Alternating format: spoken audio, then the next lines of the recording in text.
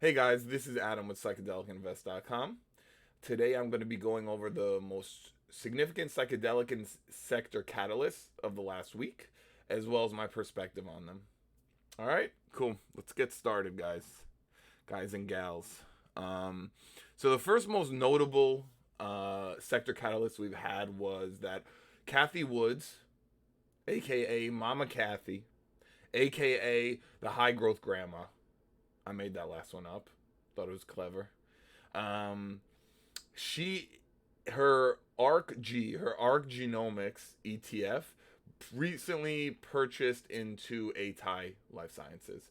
They purchased about 114,729 shares in between Tuesday and Thursday of last week. This represents around 0.02% of the assets in the fund.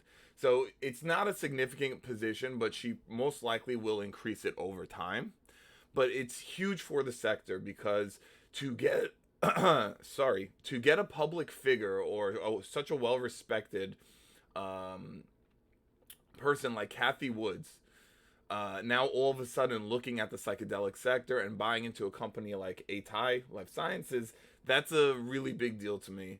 And as an ATI investor myself, I love this. I love it so much. And for those not invested in ATI, just in the psychedelic sector, just invested in the sector itself, like it could be other companies like MindMed, Cybin. This is good for you guys as well because any kind of exposure that we get, even to one company, is going to rub off on these other companies. So I'm super, super stoked about this. This has incentivized me into even creating an even larger position within ATI. ATI, full disclosure, has been my horse that I've picked to win this race. I think that they are the most well funded. They have the best connections, and I just like their business model a lot. Um, and yeah, I really like ATI. I like that Kathy Woods sees the potential there and put it in her ETF, and we'll see how things work moving forward. With that said, Kathy Woods ETFs have not been performing that well this year. This is more so because speculative money has gone out of speculative stocks. It has rotated out of speculative stocks and into value stocks. These sector rotations happen often, and mostly it's because of inflation, the inflation fears that we have. And right now, I think it was on Friday, there was a market sell off because of the possibility of the war with Ukraine, between Russia and Ukraine. So, like, there are certain things like this which will affect high growth first. But if you have a long term outlook, I would not be phased by what's happening right now. If anything, I see buying opportunities here because it seems like we might be hovering pretty close to where our bottom might be. Um, all right, cool. So that's the first sector catalyst or the first news for the psychedelic sector. Um, the next one I want to go over is Cybin receives a U.S. patent for its proprietary DMT compound, deuterated DMT. It's CYB004. Um, so this allows for this patent covers DMT and 5-MeO DMT. So NN-DMT and 5-MeO DMT.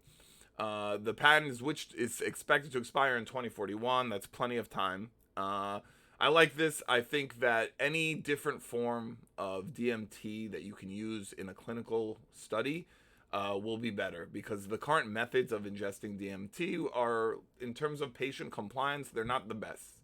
Some have to smoke it, and then the others, if you're doing it in this cocktail where you mix it with MAO inhibitors, it's just the person who takes it is gonna feel nauseous. It doesn't jive well with your stomach usually. So now uh, any deuterated molecule or medicine or drug, whatever, is going to make it so that it has a shorter duration. So let's say you have an ayahuasca experience that lasts 6 hours. This can take that down to this could take that down to like 3 hours probably.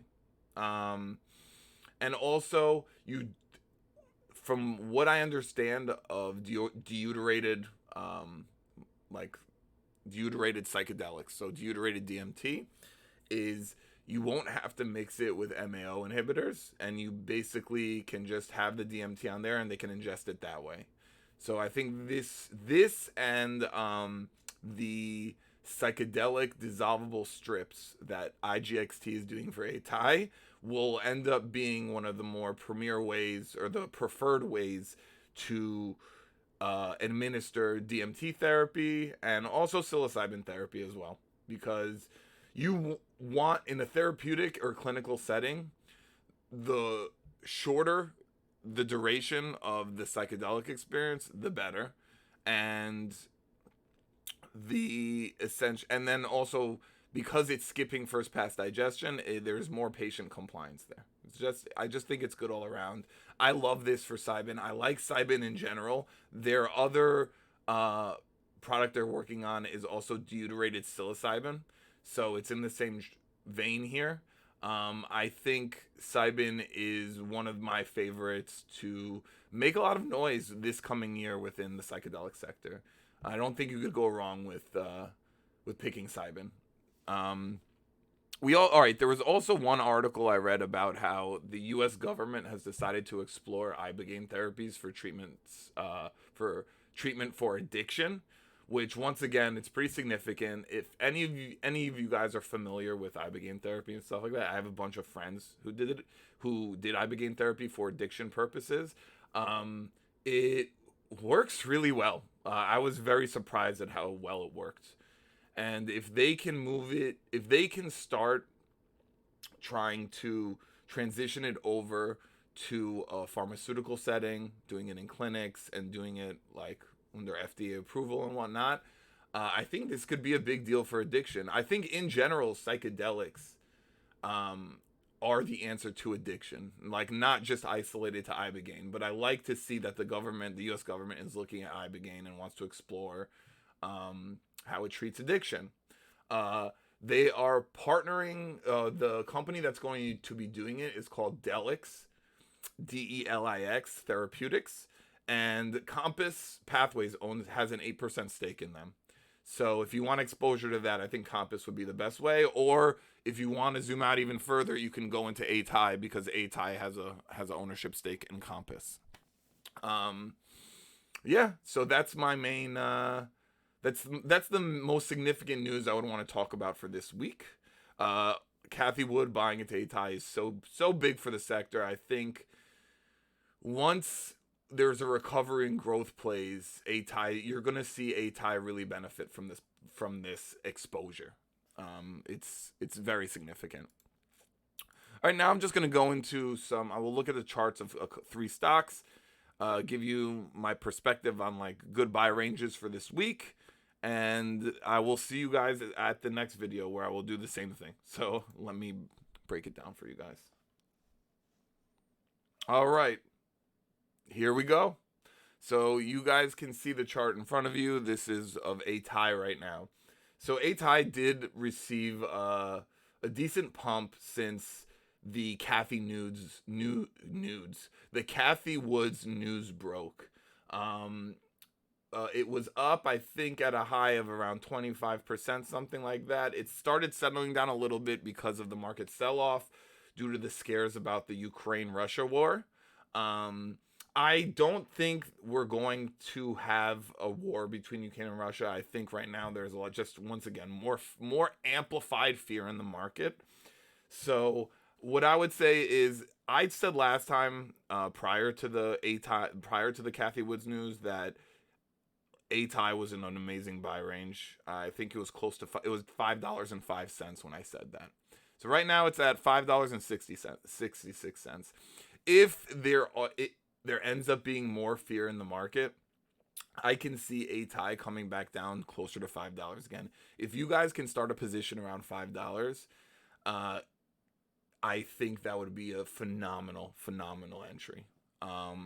This company IPO'd at around $22, and has been going down ever since because of the sell-off in the growth plays. So for ATI Life Sciences, I think The closest you get to $5 is a phenomenal buy. Starting a position here at around 561, I can't fault you there either. You can always average down if you like it. And yeah, I like ATI at these prices still. They're still relatively oversold, just not as bad as they were when I made my last video. All right, we got Cybin. So Cybin on the patent news, it was really enough. It didn't really do much. They're still hovering around $1. I can see them falling under $1 for a short period of time. I would say this. I'm watching Cybin. If Cybin falls under $1, I'm most likely to start a position. If it hits like 95 cents, 90 cents, that's where I would probably try and start a position there. But with Cybin specifically, have a long-term outlook because it will pump with the sector in general in terms of any good catalyst for the psychedelic sector or even the cannabis sector because they correlate with each other. So the cannabis sector, if it does well, it will usually bring up the psychedelic sector with it. But have more of a long-term outlook, and if you get some gains in between that time, in between it, like before your, let's say your time horizon of like 4 or 5 years, or even 3 years hits, then great. You can try swinging the play. Just know that psychedelics right now, we're in the early stages. So if we get a lot of sideways movement regarding like a company like Cybin, I wouldn't get frustrated. Really like this company, amazing CEO. They have these new patents, the deuterated molecules that they're working on. I think they will be something that clinical studies want to take advantage of. A shorter acting